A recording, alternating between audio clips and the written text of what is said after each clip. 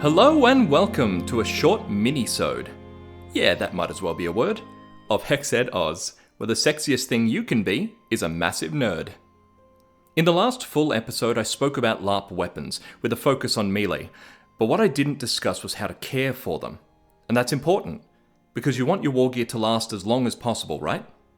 Before I begin, I also wanted to address something I said.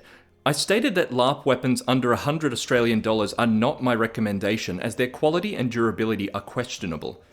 While I stand by it, I do want to mention that I was referring to single-handed cord weapons like swords, maces, and axes. Coreless throwing weapons will generally be much cheaper, and I've seen some purchased from discount stores for as little as $5 that were definitely fine for use at games.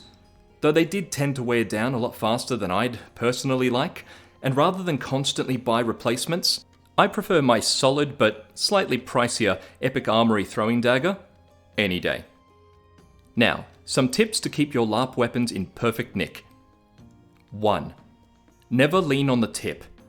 In a lot of movies, we see warriors jam their swords point down into the ground. This is silly.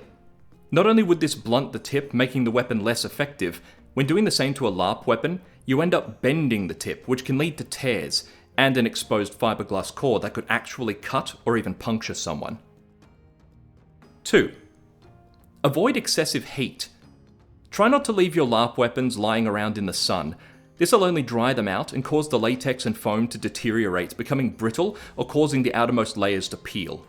Likewise, don't store your weapons in a hot car or in a garage with a metal roof that's likely to heat up like an oven. This is particularly important for all my fellow Aussie LARPers. Struth, if our sun down under ain't a cruel mistress, eh? 3. Keep them dry. Much like a real metal weapon, LARP weapons should be kept as dry as possible. Have a cloth on hand in the event of rain, or just in case you drop your weapon in a puddle. The last thing you want is for water to damage the latex, or worse, for mold to start spreading all over your gear. 4. Silicone spray. While some brands of LARP weapon are designed with less maintenance in mind, most will still benefit from a spritz of silicone. You can buy silicone spray from all sorts of places, including major grocery stores, but the purer the silicone content, the better. Some silicone sprays designed for use on car tires can contain trace chemicals which can actually harm your weapon, so check with LARP retailers whether a particular spray is okay for use on their products.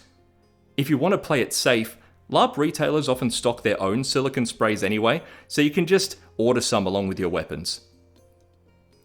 When using the silicone spray, apply a few squirts to the exposed foam sections of your weapon, not on any cloth wrapping or plastic sections such as certain handguards. Then rub the silicone across the surfaces with a dry separate cloth. This will prevent your weapon from drying out over time, extending the expected life of the weapon by several years. It'll also prevent your weapon from sticking to other weapons if you transport them together in a bundle, like in a duffel or maybe a sports bag. As for how often you should spray, some folks like to do so after each use in battle. I usually give my weapons a spray once a month, but I don't do a lot of fighting as my regular character, so spray as often as you need to keep your weapons feeling like you just bought them. So, there we go. As promised, a nice quick lesson. Hope it was helpful. I've been Chris, this has been Hexed Oz, and I hope to see you again soon. Bye!